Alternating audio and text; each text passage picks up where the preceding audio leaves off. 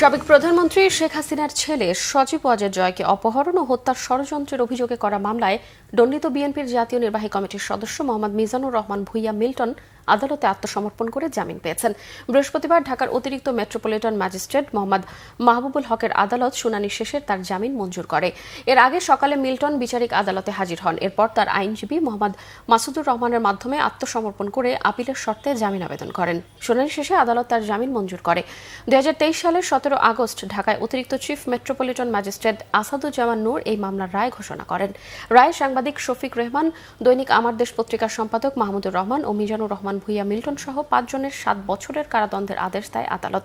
পরে আবেদনের প্রেক্ষিতে গত 22 সেপ্টেম্বর মিল্টনের সাজা 1 বছরের জন্য স্থগিত করা হয়। জামিনের আদেশের পর মিজানুর রহমান ভূঁইয়া মিল্টন দাবি করেন, হয়রানি করতেই তার বিরুদ্ধে মিথ্যে ও বানোয়াট মামলাটি করা হয়েছে।